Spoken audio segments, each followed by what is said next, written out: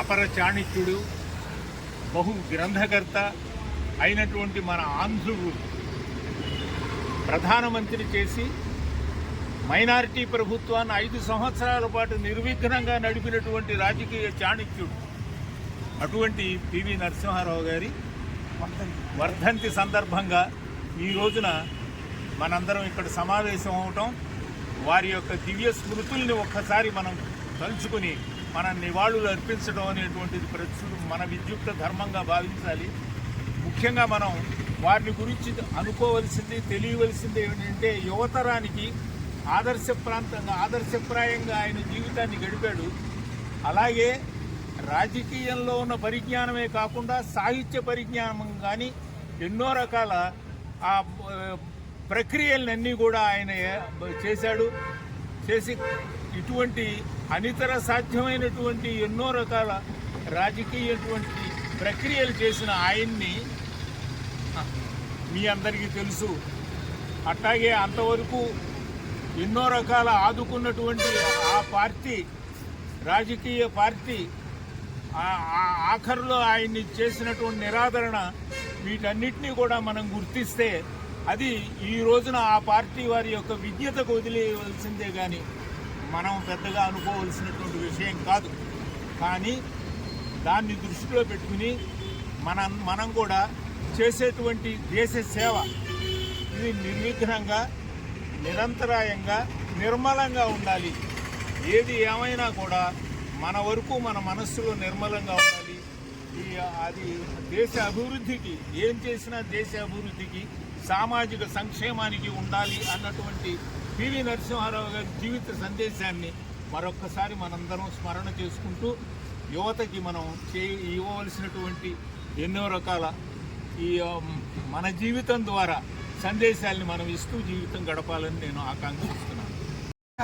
మన ఏకైక తెలుగు ప్రధాని పివి నరసింహారావు గారి 21వ వర్ధంతి సందర్భంగా మరి ఆ మహనీయుని విగ్రహం వద్ద పెద్దలు ధనవంతాచారి గారు కానివ్వండి, బాబా ప్రసాద్ గారు కానివ్వండి, ధూళిపాల శ్రీరామచంద్రమూర్తి గారు కానివ్వండి, శర్మ గారు కానివ్వండి, ఇలాంటి పెద్దలందరి సహాయ సహకారాలతో మరి గతంలో మరి తొలిసారిగా బాబా ప్రసాద్ గారు మున్సిపల్ చైర్మన్గా ఉండగా ఫస్ట్ కౌన్సిల్లో తీర్మానం చేసి ఆ మహనీయుని విగ్రహం పెట్టాలని గౌరవ మంత్రివర్యులు కొల్లు రవీంద్ర గారు కానివ్వండి, అప్పటి ఎంపీ మరి కొనగళ్ళ నారాయణరావు గారు కానివ్వండి, మచిలీపట్నంలో ఆ విగ్రహాన్ని ఇక్కడ ఏర్పాటు చేసి కేపీ రెడ్డి యాదవ్ గారు మరి ఆయన సహాయ సహకారాలతో, రెడ్డి గారి సహాయ సహకారాలతో ఇక్కడ ఆ విగ్రహాన్ని మరి గత తెలుగుదేశం ప్రభుత్వంలో ఏర్పాటు చేసిన దగ్గర నుంచి ఆయన వర్ధంతులు, జయంతులు కూడా ఈ విగ్రహం దగ్గర చేస్తూ మరి అందరికీ ఆయన జీవిత విశేషాలు తెలియజేసేలా మరి పెద్దలందరూ కూడా వచ్చి ఆయన కార్యక్రమాలు ఇక్కడ నిర్వహించడం జరుగుతుంది. అందులో భాగంగా మరి పివి నరసింహారావు గారిని మనం తలుచుకోవాలి. ఎందుకంటే తెలుగు ప్రధానిగా మరి దేశవ్యాప్తంగానే కాదు ప్రపంచవ్యాప్తంగా కూడా చట్టం తిప్పిన మహనీయుడు ఆయన. ఇవాళ రాష్ట్రానికి ముఖ్యమంత్రిగా చేసి, ప్రధానమంత్రిగా చేసి, ఎన్నో భాషలు మాట్లాడి ఆ రోజు బంగారం కూడా మన దేశంలో తాకట్టు పెట్టారంతా విడిపించి మరి ఎంతో ఆదర్శంగా నిలిచి దేశానికి ఆర్థిక పరిపుష్టి చేకూర్చిన మహనీయుడు ఆయన.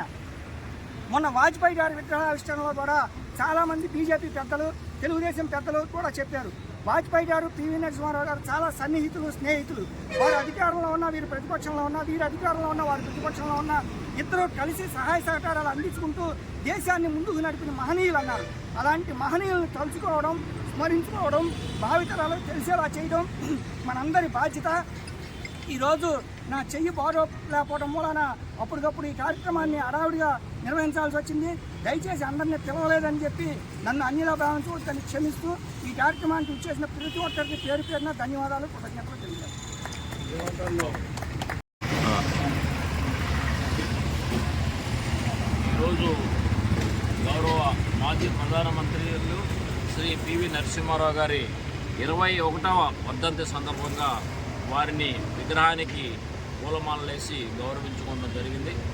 నిజానికి ప్రపంచవ్యాప్తంగా భారతదేశాన్ని ఆర్థిక వ్యవస్థలో ఒక దిక్సూచిగా నిలిచినటువంటి మాజీ ప్రధాని గౌరవ పివి నరసింహారావు గారు.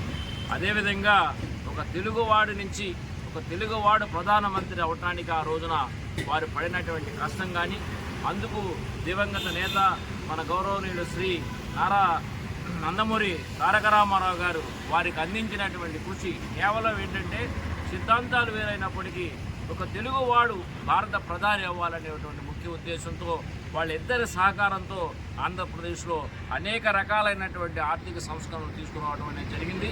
నిజంగా ఈ రోజుకి ఇవాళ భారతదేశం ఆర్థిక వ్యవస్థలో వారు తీసుకొచ్చినటువంటి మార్పులు పునాదిగా మిగిలి దాని మీద ఇవాళ మనం ఎంతో అభివృద్ధిగా ముందుకెళ్ళడం జరుగుతుంది. కాబట్టి వారిని గుర్తు చేసుకుంటాం. తెలుగు ప్రజలుగా, తెలుగు రాష్ట్ర ప్రజలుగా మనందరి యొక్క బాధ్యత. తెలుగు రాష్ట్రం, తెలుగువారు ఉన్నంత వరకు పివి నరసింహారావు గారి సంస్కరణలు అందరికీ చిరస్థాయిగా గుర్తుండిపోతాయని ఈ విధంగా నేను ఈరోజు తెలియజేస్తాను. పివి నరసింహారావు గారి వర్ధంతి కార్యక్రమాన్ని ఘనంగా నిర్వహించడం జరిగింది. మరి ఆయనకి నివాళులు అర్పిస్తాం, ఆయనకి పూలాంకృతం చేయడం జరిగింది. దీనికి ముఖ్య అతిథిగా మన ధనవంతాచార్య గారు, అలాగే పనికుమార్ గారు, రాము గారు, నాగరాజు గారు, మిగతా ప్రముఖులందరూ కూడా ఇచ్చేశారు. వారికి కూడా ధన్యవాదాలు తెలియజేస్తూ, నిజంగా మనం ప్రపంచవ్యాప్తంగా, దేశవ్యాప్తంగా గర్వించదగ్గ తెలుగువాడు వాళ్ళల్లో ఎన్టీ రామారావు గారు, పివి నరసింహారావు గారు. పివి నరసింహారావు గారు కూడా తెలుగువాడిగా మరి ప్రధానమంత్రి చేసి అక్కడున్న ఆర్థిక పరిస్థితులు చాలా ఇబ్బందికరమైన పరిస్థితుల్లో దేశాన్ని ఆయన ఒక ఉన్నత భావంతో, ఉన్న ఆశయాలతో దేశ అభివృద్ధికి ఎంతో కష్టపడి పనిచేశాడు.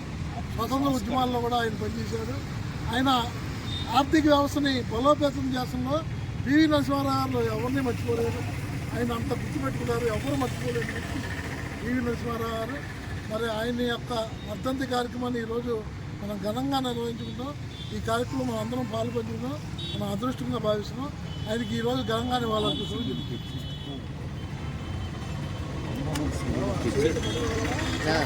బహుముఖ ప్రజ్ఞాశాలి, అపర మేధావి, అపర చాణక్యుడు, మన భారతదేశాన్ని దిశానిర్దేశం చేసి భారతదేశాన్ని ఒక ఆర్థిక వ్యవస్థగా, ఇవాళ బలమైన ఆర్థిక వ్యవస్థగా రూపొందించడంలో ఆయన ప్రముఖ పాత్ర వహించి ఆ మహానుభావుడు స్వర్గీయ పివి నరసింహారావు గారి 22వ వర్ధంతి సందర్భంగా ఇక్కడ మచిలీపట్నంలోని ఆయన విగ్రహానికి పూలమాలలు వేసి అందరం నివాళులు అర్పించడం జరిగింది.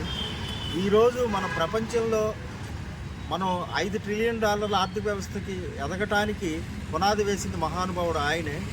ఆయన కనుక అవాళ లేకపోతే ఈ భారతదేశాన్ని ఎవరో ఒక విదేశస్తులు హస్తగతం చేసేసుకునేవాళ్ళు.